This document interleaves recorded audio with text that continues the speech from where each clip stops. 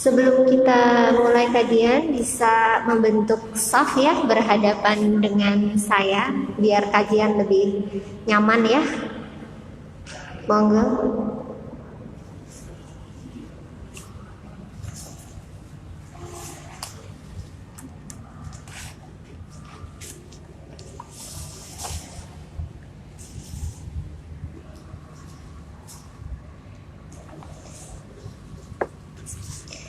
Bismillahirrahmanirrahim. Assalamualaikum warahmatullahi wabarakatuh. Alhamdulillahirabbil alamin. Wassalatu wassalamu ala asyrafil anbiya'i wal mursalin wa ala alihi washabbihi ajmain. Rabbi shrah li sadri wa yassir li amri wahlul 'uqdatam min lisani yafqahu qawli.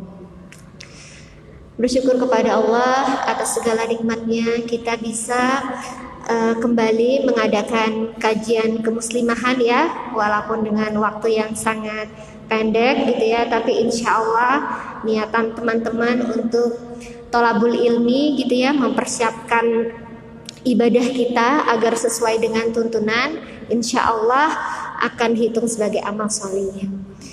Tidak lupa salawat serta salam selalu tercurah kepada junjungan kita Nabi Muhammad SAW, kepada kerabat beliau, kepada para sahabat, dan kepada kaum muslimin yang istiqomah dengan dinul Islam hingga yaumil akhir nanti. Semoga kita mendapatkan syafaat dari Rasulullah. Allahumma amin. Akhwat fillah yang dirahmati Allah, pada kesempatan ini saya akan menyampaikan materi masih ada kaitan dengan 2 bulan yang lalu ya. Kalau 2 bulan yang lalu tentang darah wanita, hari ini saya menyambung tentang haid, kemudian tentang qadha gitu ya, dan fidyah. Ini masih erat kaitannya. Jadi pembahasan kita masih seputar dengan kajian fikih ya, fikih wanita. Kenapa saya memilih materi ini? Memang ada yang request juga ke saya gitu ya, dan memang saya rasa kita kan akan menghadapi bulan Ramadan gitu ya, yang insya Allah teman-teman harus paham terkait ini gitu ya, kewajiban kita sebagai muslimah melaksanakan ibadah itu dengan berilmu gitu ya. Nah jadi karena ini erat persoalannya dengan yang kita hadapi gitu ya, maka saya rasa teman-teman berkewajiban untuk paham ilmunya. Ya tentang haid, mungkin kalau ada yang menyimak ya bulan lalu, mungkin bisa jadi 2 bulan yang lalu mungkin tidak hadir di forum ini, tapi juga 2 bulan yang lalu cukup banyak juga yang menyaksikan lewat live streaming ya. Jadi yang namanya haid itu adalah darah yang keluar ketika pada masanya, pada masa haid gitu ya. Nah insya Allah normalnya wanita gitu ya, jika tidak ada persoalan-persoalan yang lain, itu setiap bulan akan mengalami haid gitu ya, termasuk di bulan Ramadan gitu ya. Nah bagaimana ketika bulan Ramadan terus keluar darah haid gitu ya, lagi puasa nih, apalagi mungkin mencak-mencak kalau sudah nyaris berbuka gitu ya, masuk kamar mandi terus nah dapat kejutan gitu ya, kedatangan tamu gitu, aduh itu mungkin merasa aduh nyesel kenapa aku tadi ke kamar mandi gitu ya. Nah padahal itu adalah cara Allah gitu kan, mungkin itu untuk menguji kesabaran kita gitu ya. Dan memang justru bersyukur wanita itu yang haid ya, berarti darah kotornya keluar. Nah bagaimana tadi kalau ketika berpuasa kemudian darah haidnya keluar, nah maka puasanya batal gitu ya. Dan apakah harus diganti puasanya gitu ya. Nah ini di dalam sebuah hadis riwayat Aisyah dikatakan, kana yusibuna dalika qanu maru biqada'i shaumi wala nu'maru biqada'i shalah. Kami dulu mengalami haid, kami diperintahkan untuk mengqadha puasa, dan kami tidak diperintahkan untuk mengqadha salat. Jadi kalau kita haid di bulan Ramadan, sholatnya tidak persoalan gitu ya, tidak usah diganti. Tapi mengkodok puasanya hukumnya wajib gitu ya. Nah ini harus tercatat teman-teman gitu ya. Jangan kita abai. Kalau hanya mengandalkan ingatan, khawatir lupa. Jadi muslimah tidak ada salahnya punya agenda gitu ya. Dilingkarin nih, mulai dari kapan tanggal haidnya, nanti sucinya kapan. Karena terkait dengan ibadah yang lain gitu ya, mengganti tadi qadha itu artinya mengganti puasa di waktu yang berbeda gitu ya. Nah seperti itu ya. Jadi ini tidak ada perbedaan pendapat di kalangan ulama, semua sama gitu ya, bahwa wanita yang haid ataupun nifas, ini sama juga ya, nifas ya, ketika pada bulan Ramadan wajib diqadha. Itu tidak ada perbedaan pendapat. Kemudian sering juga yang terjadi begini, ini sering ditanyakan ke saya, bagaimana Mbak hukumnya ketika kita itu haid sudah sekian hari gitu ya, anggaplah 7 hari, kemudian ketika mendekati sahur gitu, itu kita melihat darah itu berhenti gitu loh, pakaian dalamnya bersih gitu ya, sudah diambil kapas juga bersih gitu. Nah padahal waktu sahur misalkan tinggal 10 menit lagi gitu ya, apakah kita mandi wajib ataukah kita sahur gitu kan? Kalau kita sahur berarti nggak sempat mandi wajib dong setelah adzan gitu ya. Boleh nggak gitu ya seperti itu? Nah untuk seperti ini boleh gitu ya. Jadi kita segera sahur agar kita kuat berpuasa. Setelah adzan kita langsung mandi wajib gitu ya. Dan ini bukan hanya persoalan haid gitu ya, begitu juga perempuan yang sudah menikah, yang sudah melakukan hubungan suami istri dengan suaminya, maka tadi dia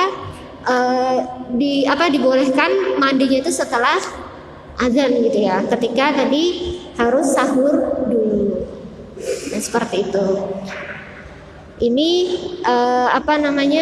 memang ada pendapat yang menganggap itu tidak sah gitu ya, tapi jumhur ulama mengatakan boleh gitu ya, hukumnya puasanya masih sah.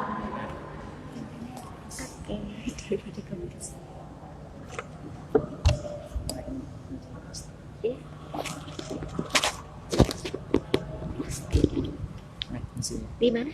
Saya gitu. Di sini ya.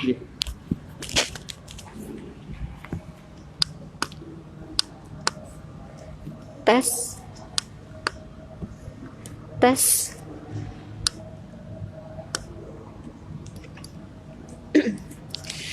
ya kita lanjutkan. Jadi menurut jumhur ulama tadi puasanya itu tetap sah gitu ya, cuman lebih baik ya teman-teman muslimah berhati-hati. Kalau kita kan biasanya kalau kita itu tercatat, kita tuh punya kebiasaan rata-rata kita itu suci itu sekitar berapa hari gitu ya. Nah berarti ketika masa-masa detik-detik terakhir itu waspada gitu ya, sering dicek seperti itu.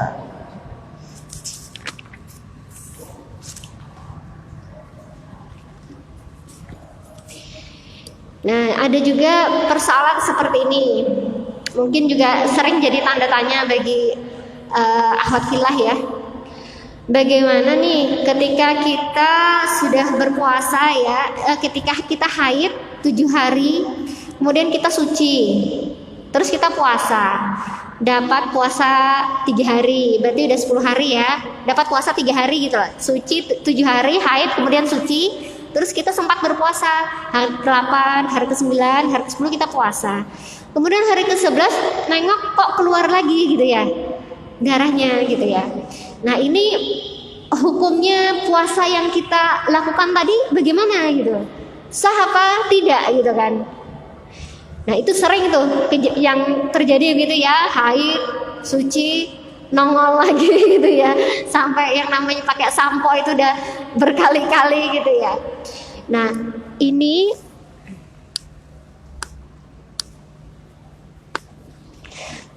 Sebagian dari pendapat madhab Syafi'i mengatakan puasanya itu dianggap sah gitu ya, ketika dia betul-betul meyakini tidak ada darah yang keluar, betul-betul dia berpuasa itu dalam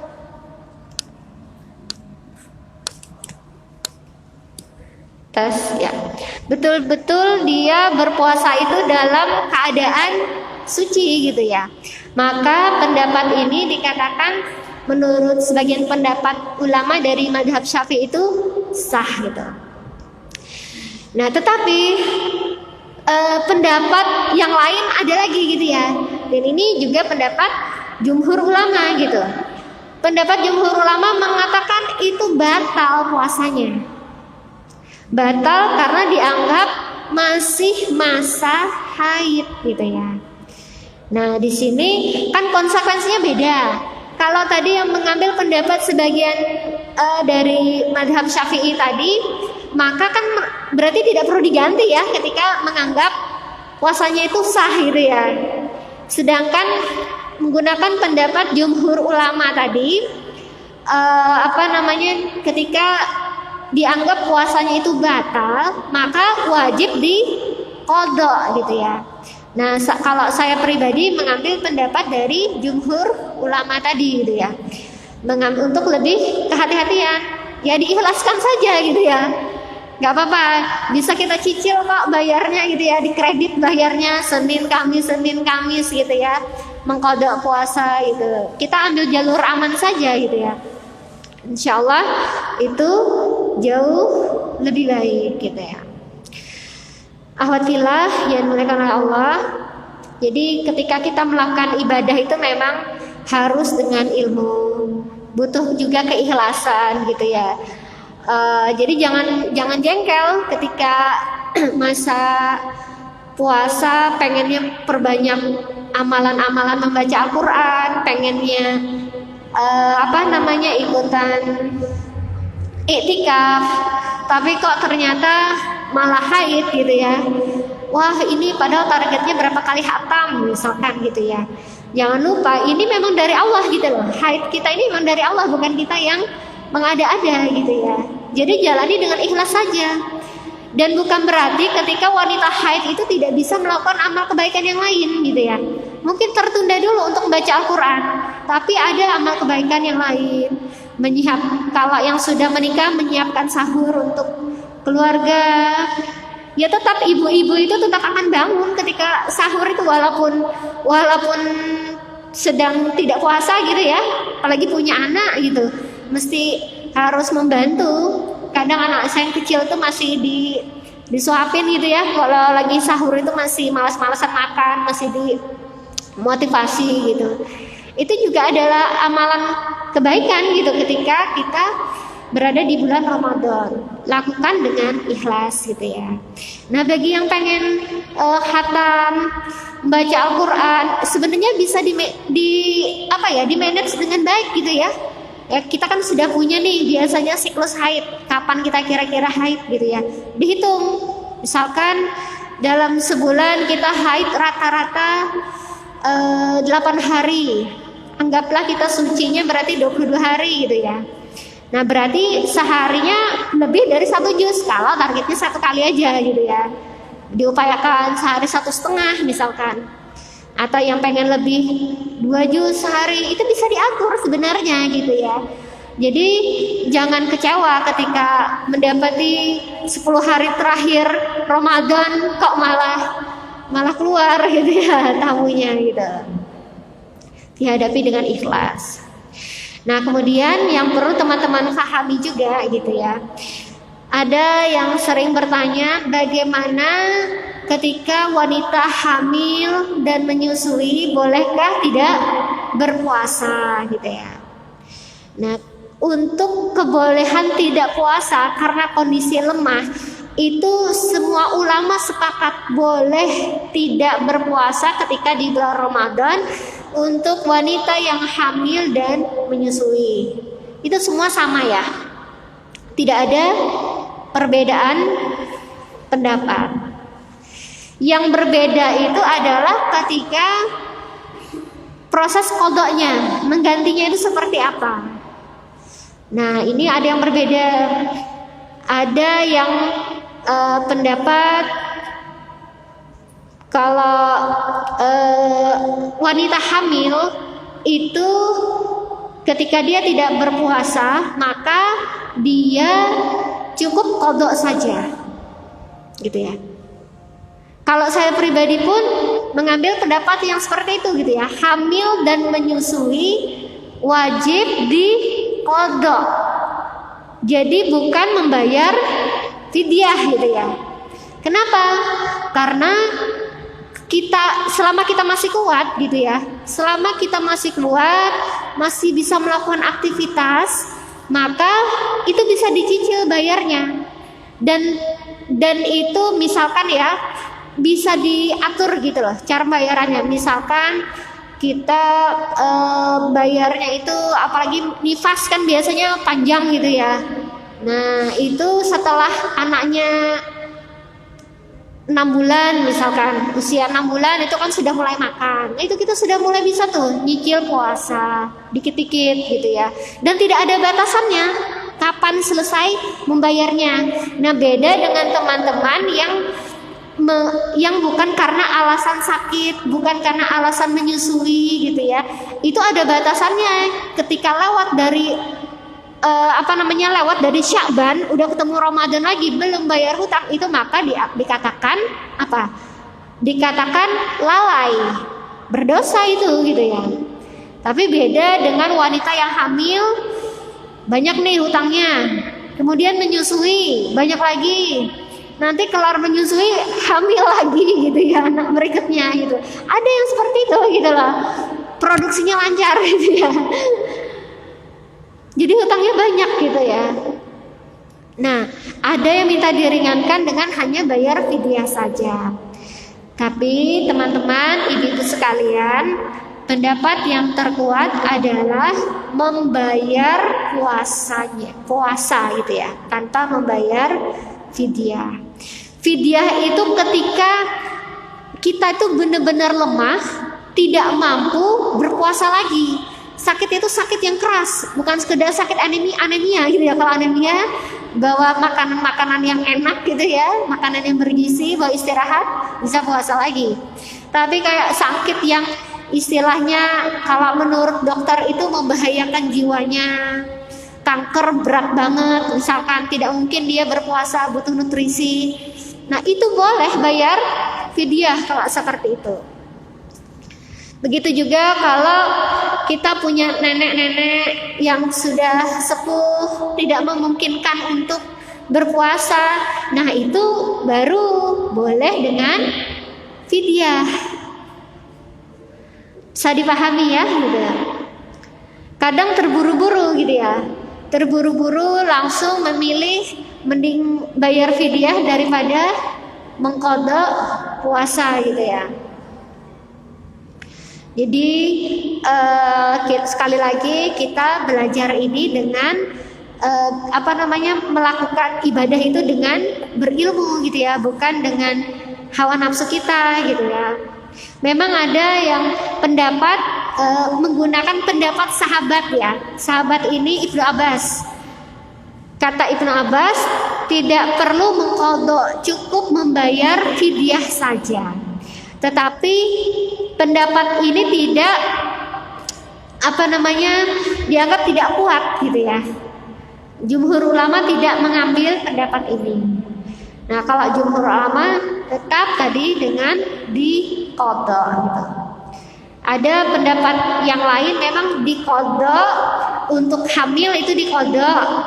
Tapi kalau untuk menyusui, ketika menyusuinya itu kan, jadi dia memilih tidak berpuasa karena memikirkan bayinya gitu ya, khawatir akan bayinya, maka itu diqadha dan bayar fidyah. Itu ada pendapat ulama seperti itu.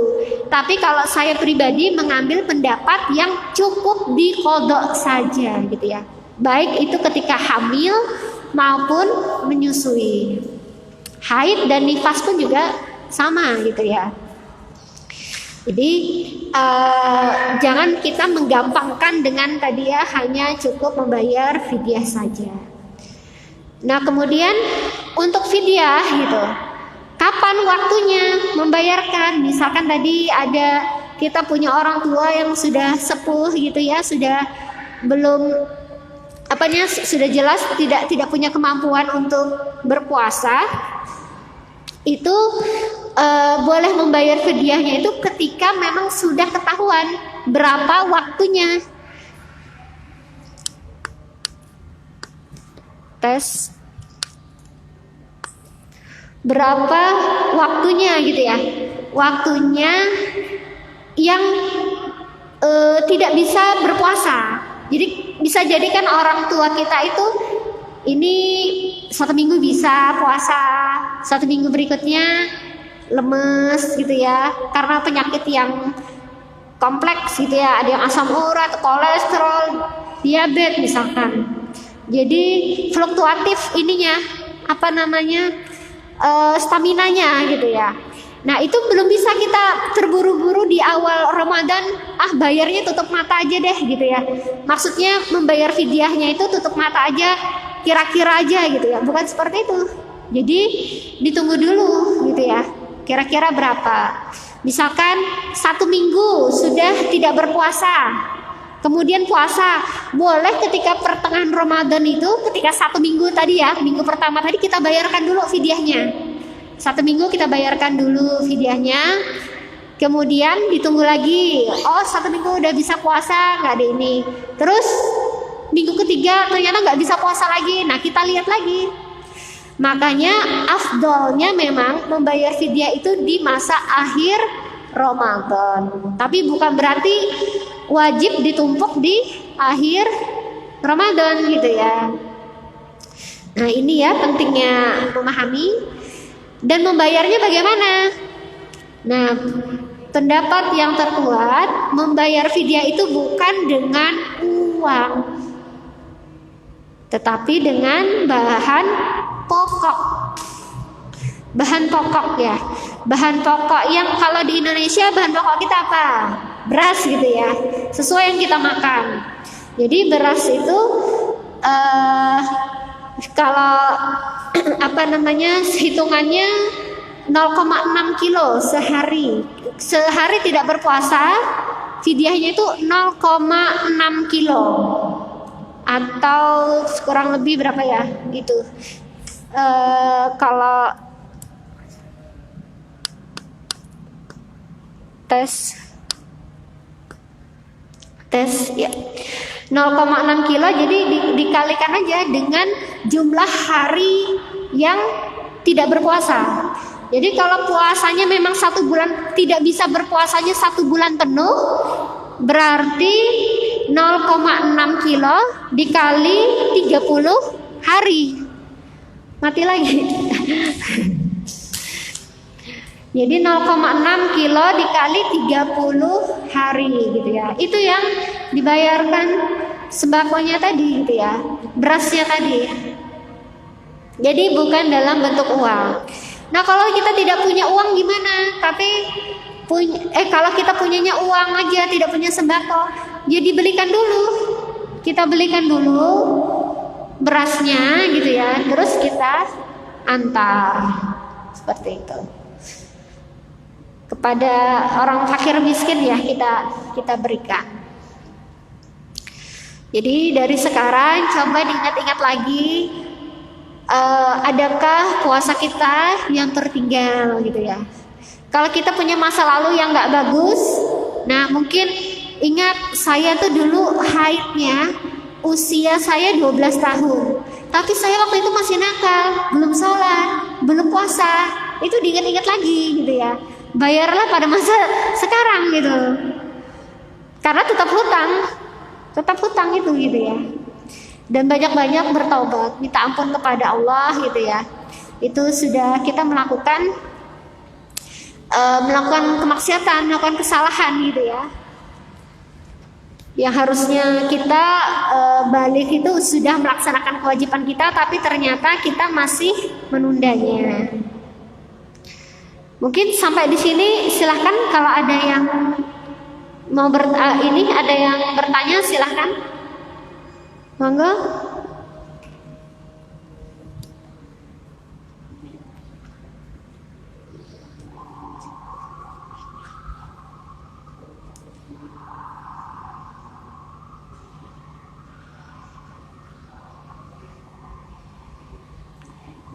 Mungkin bisa dicek lewat IG, mungkin ada yang bertanya apa tidak.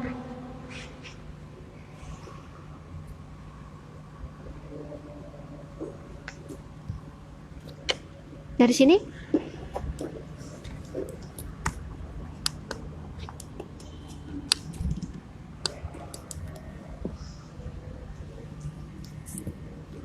Ada? Belum ada? Belum ada, ya. Seperti itu, alhamdulillah. Coba ya diingat-ingat lagi, mungkin ketika masa lalunya ada punya hutang, segera dibereskan gitu ya, agar tidak menjadi tanggungan. Nah, kemudian untuk tadi mungkin saya menyampaikan banyak perbedaan pendapat. Jika nanti teman-teman menemui temannya ada yang berbeda pendapat, ya wajar, karena ini memang khilafiyah ya. Jadi nggak usah bingung gitu. Ambil satu pendapat, udah itu yang diyakini sudah gitu ya. Jadi kalau ada temannya yang berbeda pendapat, tidak usah terlalu dipusingkan, karena ini punya mungkin dasar sendiri-sendiri. Tapi kalau teman-teman sudah mendapatkan ilmu seperti ini, ketika ada hal yang belum dilaksanakan, maka segera tunaikan.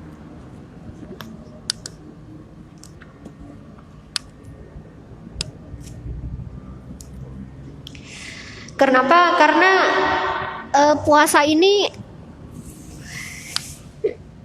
apa tuker?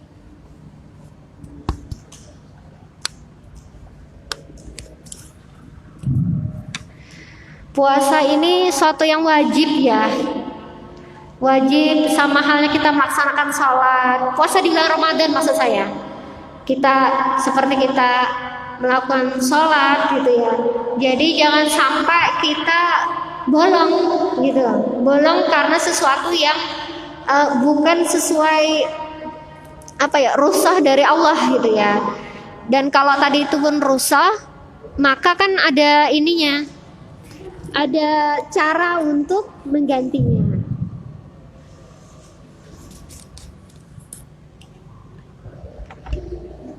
Ya.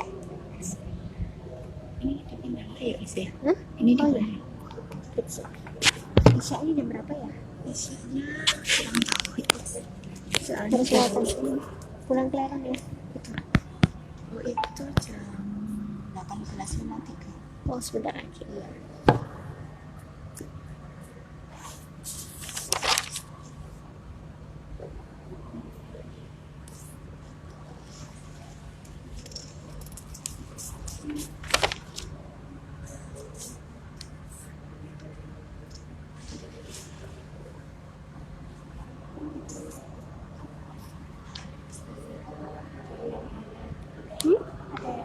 Iya, tentang apa? Bacakan.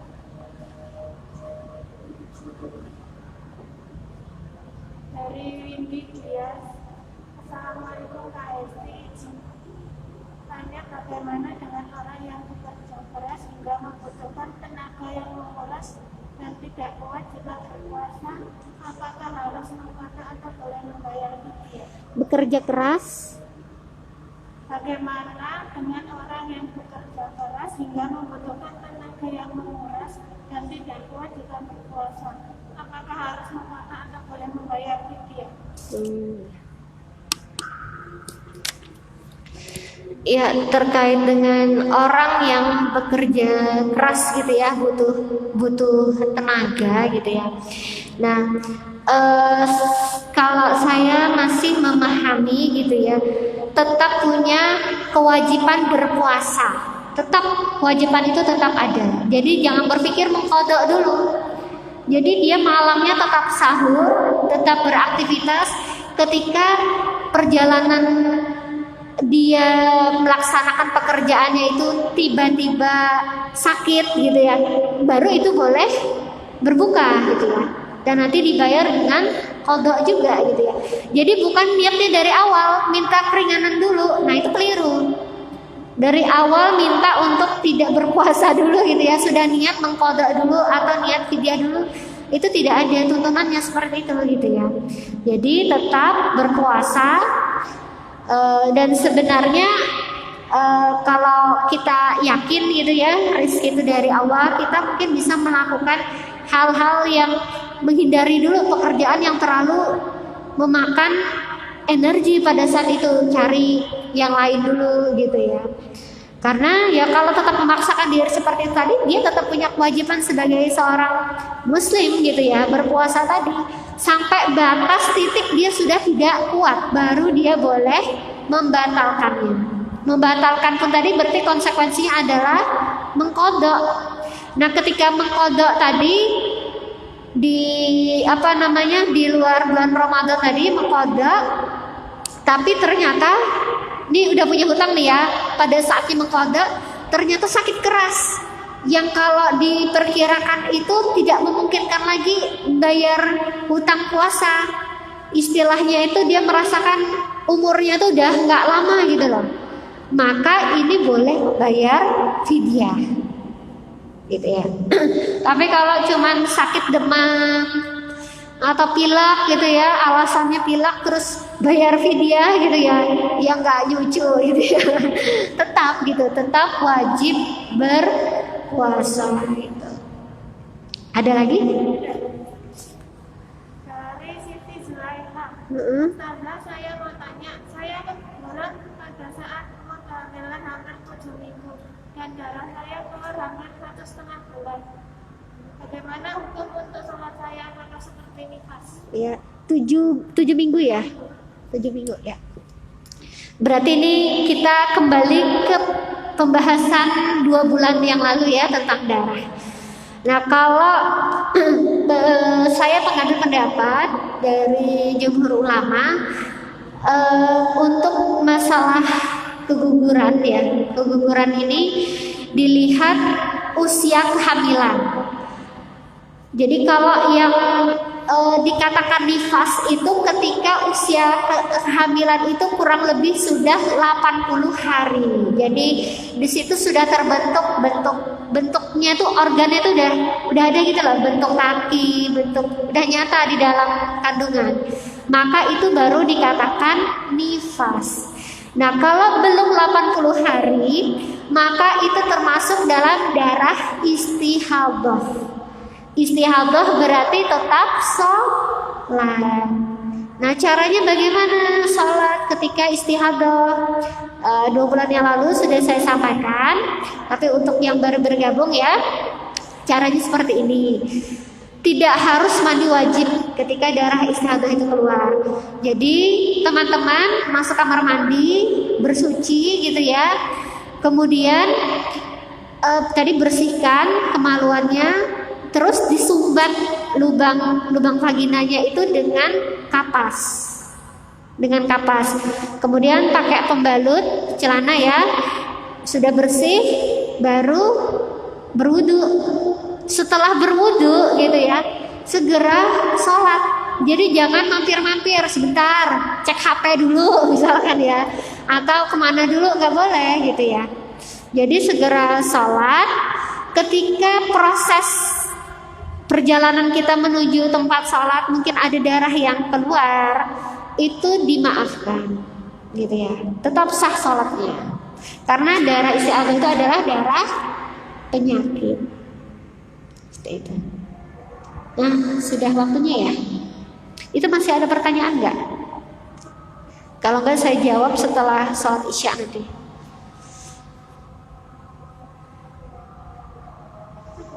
Cukup ya.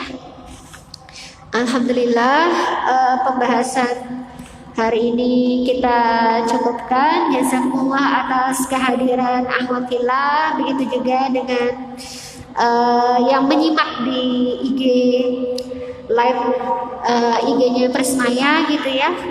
Jazakumullah atas keikhlasan antuna untuk thalabul ilmi. Semoga ini menjadi amal soleh, pemberat timbangan untuk kita semua. Kita akhiri dengan mengucapkan hamdalah, alhamdulillahirabbil alamin. Segala kesalahan saya mohon dimaafkan. Jika ada kebenaran, ini miliknya Allah, sehingga jangan ragu untuk mengambilnya. Wallahu a'lam bishawab. Assalamualaikum warahmatullahi wabarakatuh.